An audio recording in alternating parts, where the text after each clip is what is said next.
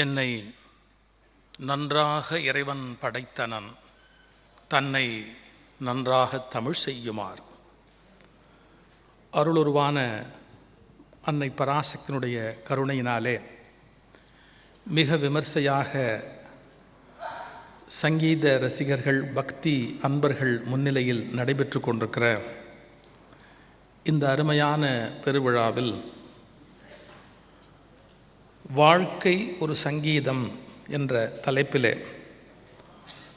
உரை நிகழ்த்துகிற ஒரு நல்ல வாய்ப்பு கிடைத்தமைக்காக குருவருளையும் திருவருளையும் அதன் காரணமாக செயல்படுகிற அனைத்து பெரியோர்களையும், கடிகாரத்தை பொருட்படுத்தாமல் ஞானத்துக்கு காத்திருக்கிற மெய்யன்பர்களாகிய உங்கள் அன்புக்கும் தலைவணங்கி இந்த உரையை தொடங்குகின்றேன். சங்கீதம் உலகத்திலேயே அதி ஆச்சரியமானது. காரணம், அனுபவத்தில் பார்க்கிற போது சங்கீதத்தில் இருக்கிற ஈர்ப்பு, அதனால் மனமடைகிற பக்குவம் சொல்லி முடியாதது. பாரதி அடிப்படையில் ஒரு கவிஞன், ஒரு சிந்தனையாளர், ஒரு கோணத்தில் ஒரு தலைவன். ஆனால் பாரதி சொல்கிறான், பாட்டினை போல் ஆச்சரியம் பாரின் மிசை இல்லையடா என்று முடித்தான். பாட்டினை போல் ஆச்சரியம் பாரின் மிசை இல்லையடா. சரி, பாட்டு என்று சொன்னால் எழுதப்பட்ட கீர்த்தனங்கள், கவிதை, அது இயல் தமிழை குறித்ததாக இருக்காதா என்று கேட்டால், வேறொரு இடத்திலே பாரதி சொல்கிறான், ஓசை தரும் இன்பம் ஓமையிலா இன்பம் என்று எழுதுகிறார். எனவே அந்த ஓசை, ஒலி, சப்தம், நாதம், இதில் இருக்கிற இன்பம் இந்த உலகத்தில் வேறு எதிலும் இருக்க முடியாது என்கிற அற்புதமான ஒரு கருத்தை மகாகவி பாரதி நமக்கு புரிய வைத்திருக்கிறார். நீங்கள் சங்கீத அன்பர்கள், ரசிகர்கள், எனக்கு அதில் அதிகமாக ஒன்றும் தெரியாது. உண்மைன்னு ஒத்துக்கணும்.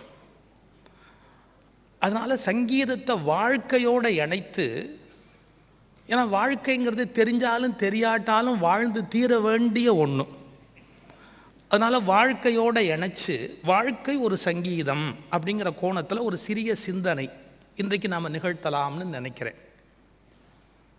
இப்போ சங்கீதம் எப்படி இருக்க வேண்டுமோ அப்படி வாழ்க்கையும் இருக்கும் என்று சொன்னால் வாழ்க்கை சுவையுடையதாக இருக்கும். ஒரு சின்ன உதாரணத்திலேருந்து தொடங்குகிறேன்.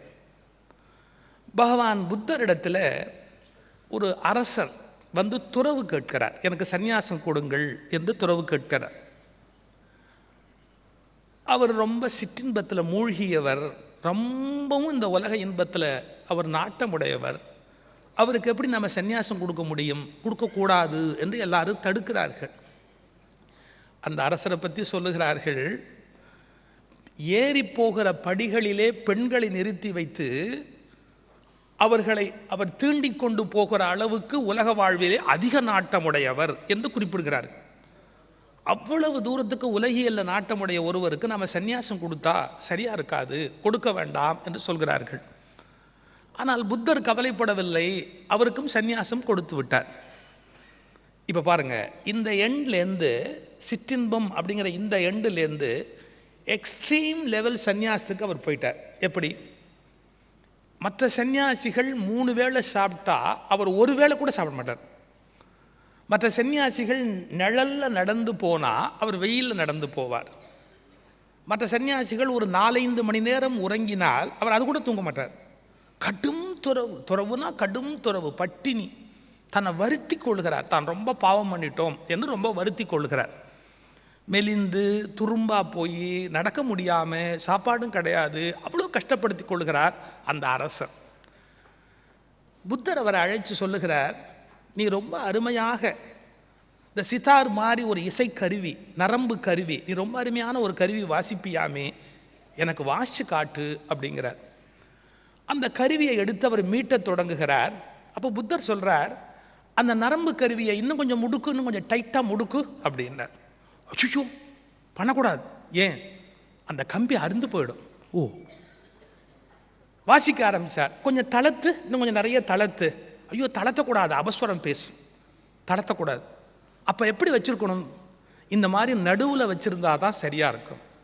ஒரு இசைக்கருவியை பற்றிய உண்மை உனக்கு புரிகிறது, வாழ்க்கை பற்றிய உண்மை உனக்கு புரியவில்லையா? அன்று ஒரே அடியாக தளர்த்தி இருந்தாய், இன்று ஒரே அடியாக இறுக்கி இருக்கிறாய். நடுவில் வைத்தால்தான் இன்னிசை சரியாக இருக்கும். நீ எங்கு வைத்திருக்க வேண்டுமோ அந்த அளவுக்கு அதில் தளர்ச்சியும் இருக்க வேண்டும், இறுக்கமும் இருக்க வேண்டும். கடும் துறவு என்ற முறையில் உன்னை கஷ்டப்படுத்திக் கொள்வதும் நல்லதல்ல. அளவுக்கு மீறிய சிற்றின்ப நுகர்ச்சி என்று அலைவதும் நல்லதல்ல. நடுவில் நில், நடுவில் நில், நடுவில் நில் என்கிறார் புத்தர்.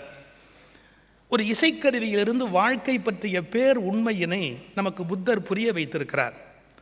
எனவே இசையை கேட்கிற ஒவ்வொருவரும் புரிந்து கொள்ள வேண்டிய வாழ்க்கை ரகசியங்கள் நிறைய இருக்கின்றன. இசையின் பெரும் சிறப்பே உங்களுக்கு தெரியும்.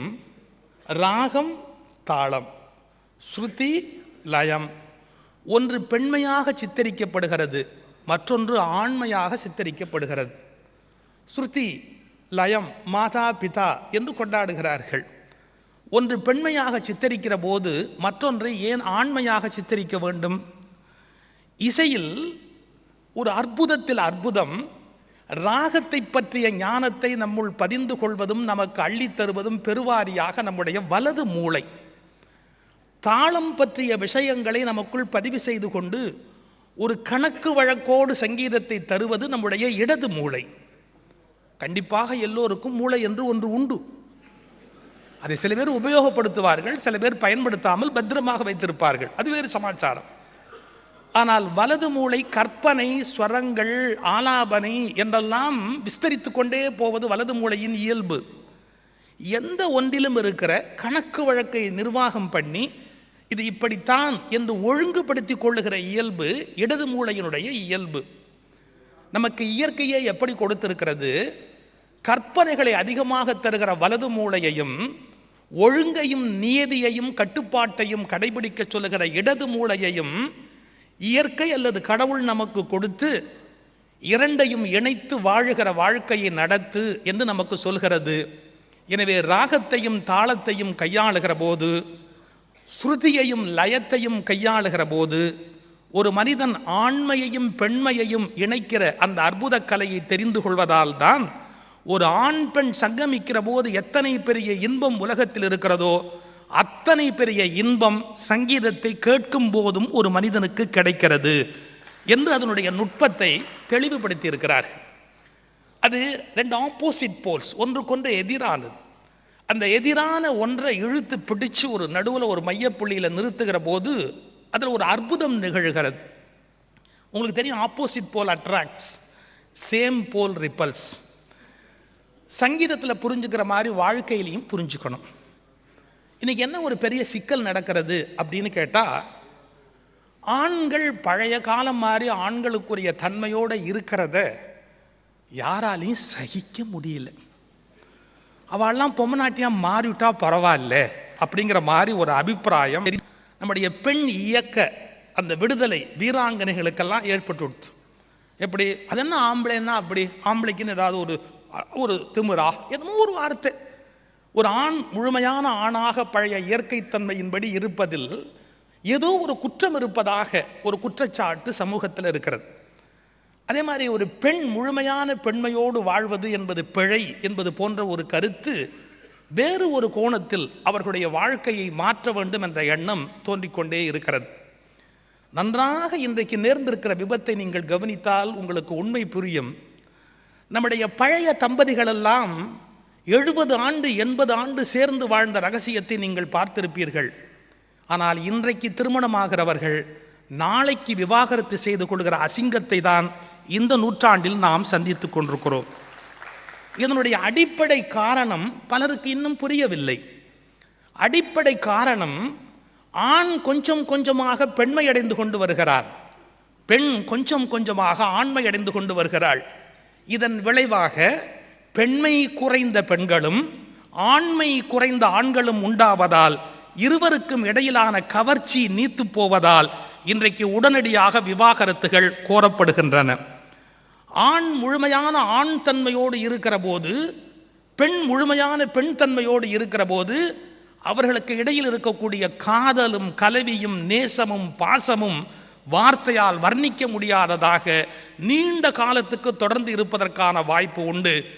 ஆண்மை மிக்கவனும் பெண்மை மிக்கவளும் ஒருவர் மீதான கவர்ச்சியை ஒருபோதும் விடுவதில்லை.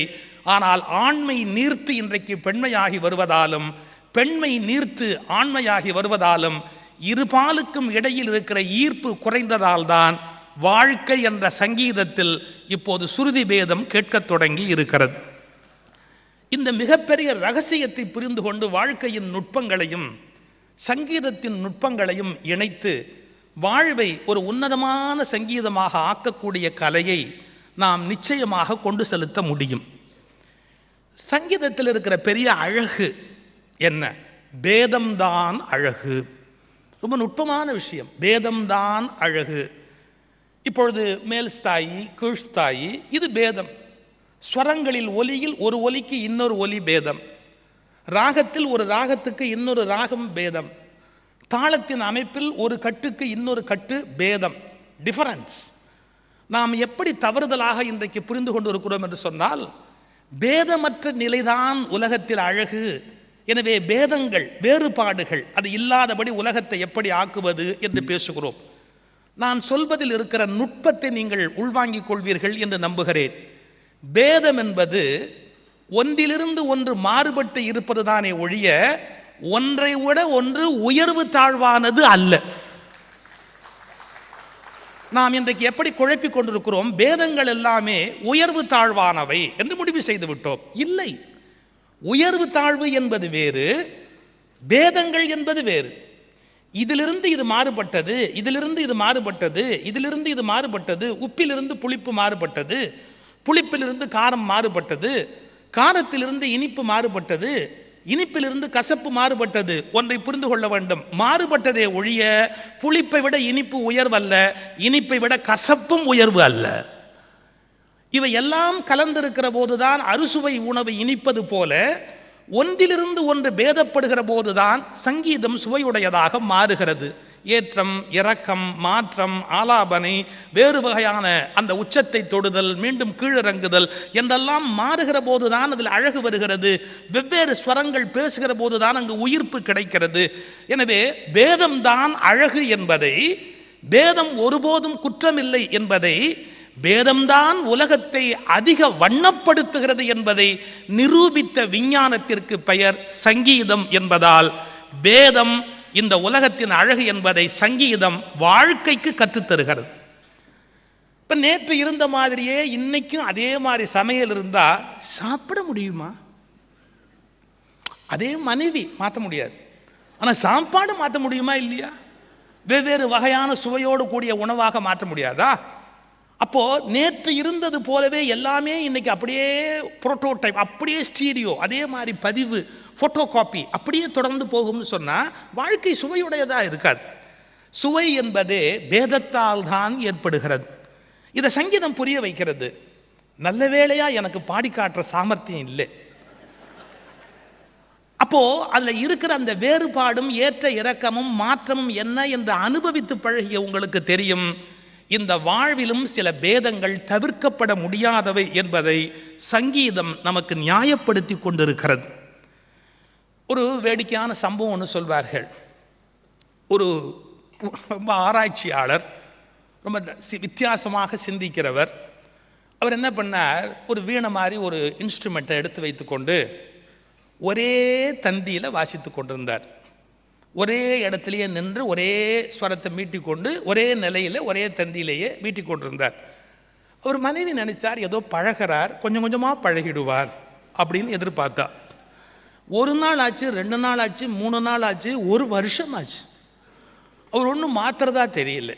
மனைவி கேட்டால், நானும் எத்தனையோ இடங்களுக்கு போய் சங்கீதம் கேட்டிருக்கிறேன், எத்தனையோ இடங்களுக்கு பார்த்துருக்கிறேன், அவங்க எத்தனையோ தந்திகளுக்கு நடுவில் மாறுகிறார்கள், மேலையும் கீழையும் பயணம் பண்ணுகிறார்கள், நீங்கள் என்ன ஒரே தந்தியில் ஒரே இடத்துலையே மீட்டிக் கொண்டிருக்கிறீர்கள்? அவர் ஒரு பதில் சொன்னார், அவங்கெல்லாம் தெரியாமல் தேடிக்கொண்டிருக்கிறார்கள், நான் அந்த உண்மையை கண்டுபிடித்து விட்டதால் அதிலேயே நான் நின்று கொண்டிருக்கிறேன். சகிக்க முடியுமா? சகிக்க முடியுமா?